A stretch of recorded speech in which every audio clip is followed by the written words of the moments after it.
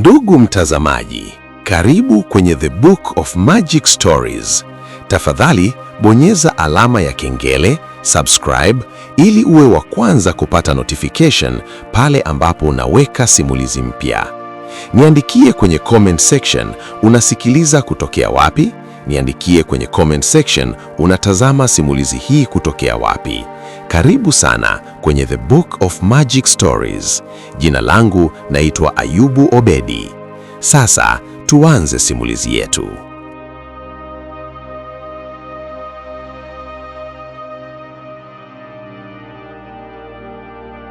Usiku ulianza kwa upepo mzito uliopiga taratibu juu ya paa la hospitali ya mkoa ya Mlimani Kaskazini.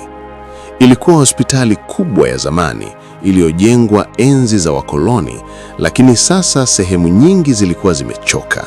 Rangi za kuta zikichubuka, taa zikimulika kwa kufifia kama zinapumua kwa shida. Watu wa mji huo walikuwa wameizoea hospitali hiyo, lakini pia walikuwa na hofu nayo. Kulikuwa na hadithi nyingi zisizoeleweka kuhusu wagonjwa waliowahi kuingia humo na hawakurudi tena kama walivyokuwa. Lakini hakuna aliyethubutu kusema waziwazi kwamba hospitali ile haikuwa ya kawaida. Usiku huo mvua ilianza kunyesha taratibu wakati gari la wagonjwa lilipofika kwa kasi langoni. Mlinzi wa usiku, mzee mmoja aliyeitwa Juma, alinyanyuka kwa mashaka. Alikuwa amefanya kazi pale kwa zaidi ya miaka 10, lakini kila usiku wa giza kali kama huo, alikuwa akihisi kama kuna kitu kinamwangalia kutoka ndani ya jengo hilo kubwa. Mlango wa nyuma ulifunguliwa na wauguzi wawili wakamsukuma mgonjwa kwenye machela. Mvulana mdogo, labda miaka 17, akiwa hajitambui. Uso wake ulikuwa na majeraha ya ajali ya pikipiki. Lakini kilichomshangaza Juma si majeraha yake, bali macho yake. Yalikuwa yamefunguka nusu, lakini hayakuwa yanaonyesha maumivu. Yalionyesha kitu kingine, utupu. "Haraka, ICU!" daktari mmoja alipaza sauti. Mgonjwa aliingizwa ndani na milango ya chuma ikafungwa nyuma yao kwa mlio mzito. Juma alibaki nje akitikisa kichwa, lakini moyoni alihisi baridi isiyo ya kawaida. Hakujua kwa nini, lakini usiku huo haukuwa kama usiku mwingine. Ndani ya hospitali, taa zilikuwa zikimulika kwa mwanga wa kijani hafifu kutokana na umeme wa dharura. Wauguzi walikimbia huku na kule.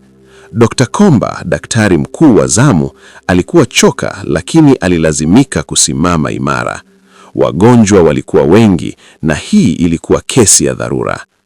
"Shinikizo la damu linaanguka," muuguzi alisema. "Tunampoteza," mwingine aliongeza kwa sauti ya wasiwasi. Lakini dakika chache baadaye, kitu kisicho cha kawaida kilitokea. Moyo wa mgonjwa ulianza kurudi taratibu, bila dawa, bila shock, bila maelezo ya kitabibu. Kila mtu alishangaa. Ilikuwa kama mwili wake uliamua kuishi tena wenyewe. Dr. Komba alikodoa macho. Haiwezekani. Lakini hakukuwa na muda wa kufikiria sana. Wagonjwa wengine walikuwa wakisubiri. Mvulana huyo aliwekwa kwenye chumba cha wagonjwa mahututi, lakini alipoachwa peke yake kwa muda, macho yake yalifunguka kabisa. Hakupiga kelele, hakuitisha msaada. Alitazama dari tu kama mtu anayesikiliza sauti ambazo wengine hawawezi kuzisikia.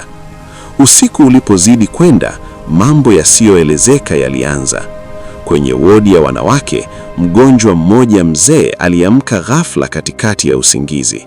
Alianza kunong'ona kwa sauti ya chini sana, "Wamerudi, wamerudi tena."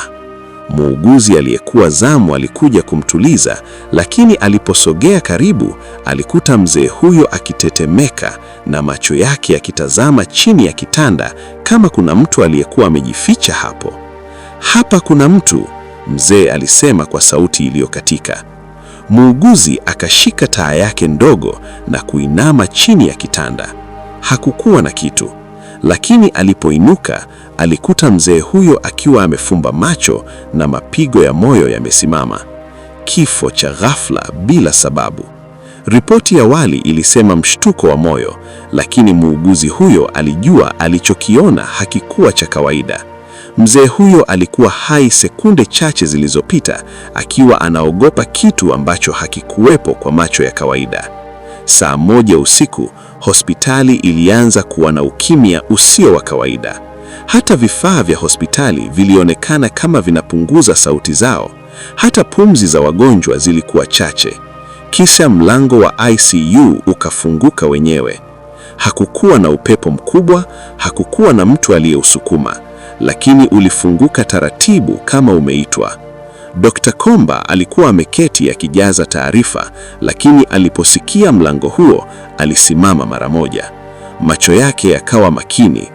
"Ni nani?" aliuliza. Hakukuwa na jibu. Alisogea taratibu kuelekea ICU. Kila hatua aliyopiga ilisikika kama ngoma ndani ya korido tupu. Mwanga wa juu ulizimika na kuwaka tena bila mpangilio. Alipofika mlangoni, alisukuma kidogo tu. Ndani wagonjwa wote walikuwa kimya, lakini sio kimya cha kawaida. Ilikuwa kama wanashikilia pumzi zao kwa makusudi. Kisha akamwona yule kijana aliyefikishwa usiku huo. Alikuwa amekaa kwenye kitanda, akiwa ameamka kikamilifu, lakini hakukuwa na vifaa vyovyote vilivyomsaidia kuamka. Hakukuwa na mtu aliyemgusa. Kijana yule alimgeukia Dr. Komba polepole na akatabasamu. Tabasamu lisilo la kawaida, lijalo la utupu. "Hatuko peke yetu hapa," kijana alisema kwa sauti ya chini sana. Dr. Komba alihisi baridi ikipanda mgongoni. "Unasema nini?" Kijana hakujibu. Badala yake, aliinua kidole chake na kuonyesha kona ya chumba. Dr. Komba akatazama. Hakukuwa na kitu, lakini taa zilianza kutikisa. Kisha akasikia sauti ya miguu, lakini si ya mtu aliyopo chumbani. Ilikuwa kama watu wengi wanatembea bila mwanga, bila mwili kamili. Zilianza kurudi baada ya hospitali hii kujengwa. Kijana alisema taratibu. "Hawakuondoka, waliwekwa hapa chini." "Chini ya nini?" Dr. Komba aliuliza, sauti yake ikianza kutetemeka. Kijana hakujibu. Badala yake, alionyesha sakafu. Ghafla, mlio wa kitu kizito ulisikika chini ya hospitali, kama mlango mkubwa unafunguliwa kutoka ndani ya ardhi. Wagonjwa wote wakaanza kufungua macho kwa pamoja, sio kwa wakati mmoja wa kawaida, bali kama kitu kimoja kikiwafanya kufanya hivyo. Kisha wote wakaanza kunong'ona kwa sauti moja, "Wameamka!" Taa zote zikazimika, giza likameza ya ICU yote. Dr. Komba alijaribu kukimbia kuelekea mlango, lakini akagundua kitu cha kutisha zaidi. Mlango haukuwepo tena. Ukuta wake ulikuwa kama haujawahi kuwa mlango. Nyuma yake alisikia hatua nzito zikikaribia, polepole, zikikuja kutoka nyuma ya kitanda vya wagonjwa. Kisha sauti ikasikika karibu na sikio lake, lakini hakukuwa na mtu aliyeonekana. "Daktari, kwa nini mmetuamsha?" Dr. Komba ashindwa kupumua. Moyo wake ulikuwa unapiga kwa nguvu isiyo ya kawaida.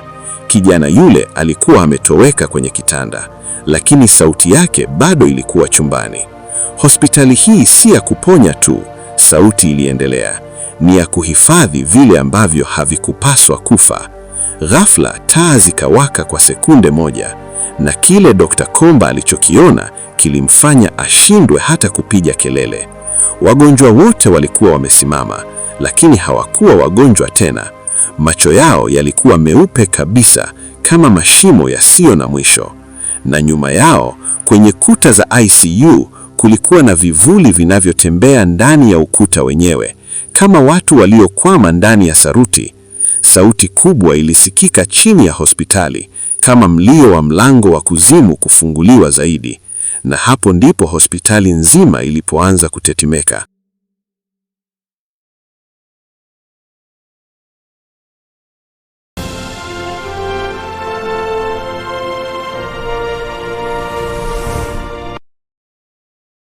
Ndugu mtazamaji, asante kwa kutizama simulizi hii mpaka mwisho, na pia kama umeipenda niandikie kwenye comment section hapo chini, na pia unaweza kunitumia ujumbe mfupi kupitia namba yangu ya WhatsApp ambayo ni 0766947545. Na pia kama una mchango wowote wa kifedha ili kuiboresha The Book of Magic Stories, unaweza kutuma kiasi chochote ulichonacho kupitia namba yangu ya M-Pesa ambayo ni 0766947545. Jina langu naitwa Ayubu Obedi. Tukutane katika simulizi zifuatazo. Asante na kwa heri mpaka wakati mwingine tena.